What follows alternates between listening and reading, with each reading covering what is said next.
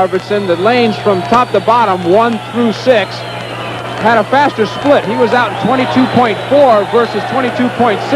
Arvidsson said earlier in the trials, and you can see he's out to the lead. It is Ostlund out to the lead in lane 2. Arvidsson right with him in lane 3, along with Paulus down in lane 5. Those three pulling away from the field. Remember, the clock down in the right-hand corner of your screen provides an unofficial running time. Ostlund seems like he's having a hard time. He's struggling trying to get his head out of the water to breathe.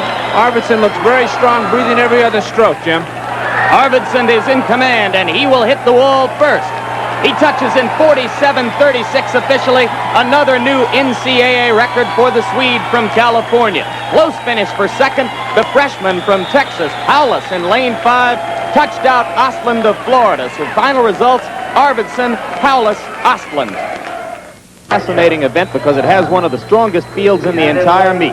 The American record in the event is 54 800, held by Steve Lundquist. The NCAA record set in qualifying for the event by Bill Barrett of UCLA, 54.86, and Barrett also will be in the race. In fact, Lundquist is on the left of your screen. He'll be swimming in lane 2. Barrett is swimming in lane 3. Lundquist, a freshman at Southern Methodist. Barrett, a sophomore junior college transfer at UCLA who has already won the 200-yard individual medley here. They represent the new wave of stars in NCAA swimming.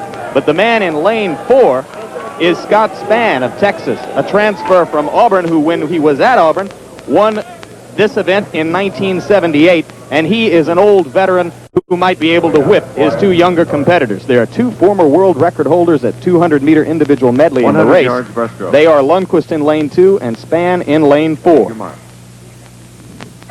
Very quickly, the 1, Mark Slatter of Indiana, lane 2, Lundquist, lane 3, Barrett, lane 4, Spann, lane 5, Jeff Freeman of California, lane 6, Nick Nevid, the 1978 world champion at 200-meter breaststroke, and this could be a very fast race. If it is Lundquist and Barrett to watch, Lundquist is the man who goes out faster, Barrett comes back faster. Earlier in the prelims, Lundquist swam almost a second slower at the 50-yard mark than any of the others two that are swimming next to him, Barrett in lane number 3 and Spann in lane number 4. I think psychologically he wanted to go out a little in the morning to surprise him tonight. He's doing really well right now, and swimming in lane number 2 is Lundquist. He had gone out exceptionally fast, 25.28. Coming back in the last 25 yards now, it is Lundquist who went out very fast, as Mark Spitz said. He's holding on against Barrett in lane 3. Lundquist is going to win easily. He touches at a time of 53.59, which smashes the American and NCAA records in the event. Second place goes to Barrett in lane 3. And third place went to the man in lane 5, Jeff Freeman, a very consistent swimmer, but an NCAA championship for Steve Lundquist. I believe in the morning he deliberately swam slower the first 50 yards to offset some of his competitors and thinking that he was off and he wasn't competing very well in this meet, but he sure surprised them tonight.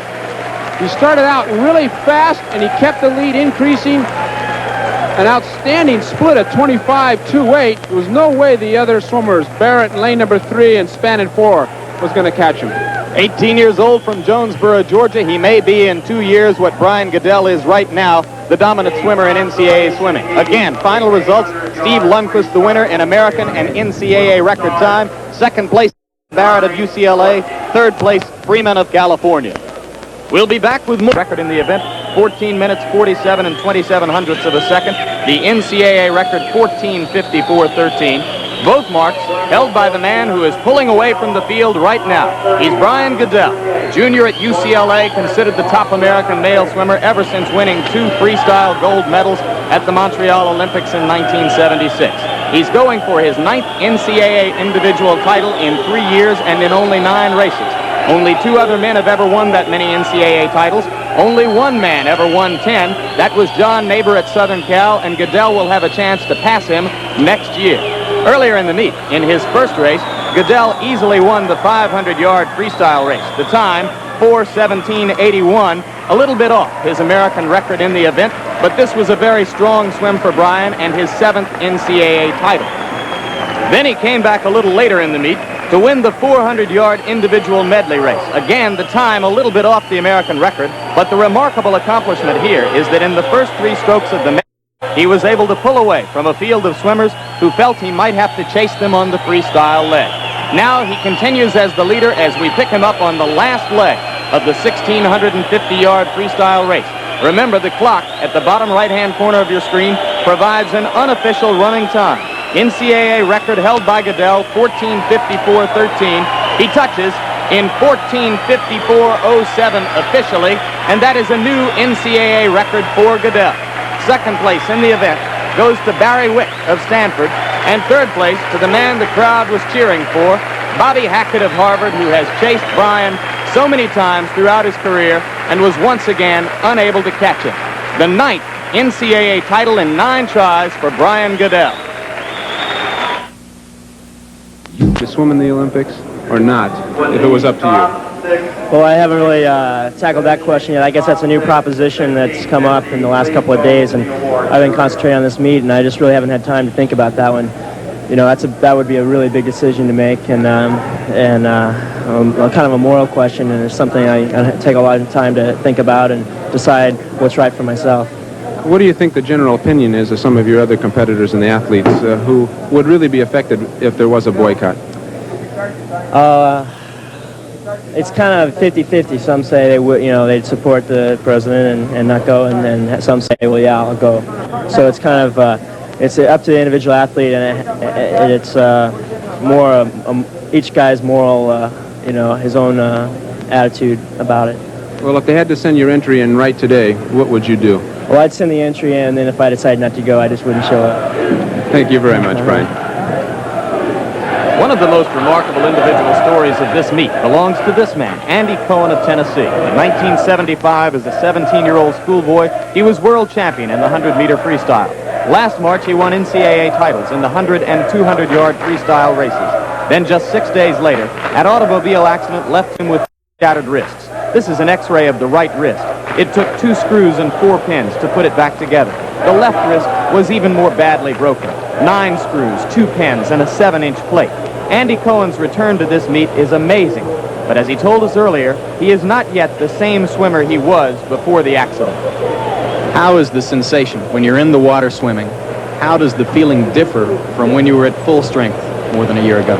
It's a lot different. I've had to rely a lot on my legs to compensate for my arms. I'm not near in the condition I was, a year ago, and sitting out for the time I did, it knocks the swimmer back. For every week or so you stay out of swimming, you have to pay for it with a month of training, and I just don't have that kind of time to catch up for what I lost, and everything in the water is a lot different than it was before with my arms and the feeling and the lack of training I've had, but like I say, I've just tried to block out what was before and live with what I got now and not even think back. So it's just, I'm pretty much the same old person, but living with new handicaps, I guess. Andy, if you can give me one final illustration. I know that the ideal freestyle stroke embodies the hand entering the water, bent all the way down like that. Show me how far you can bend yours. Mine goes I got about 10% in my right,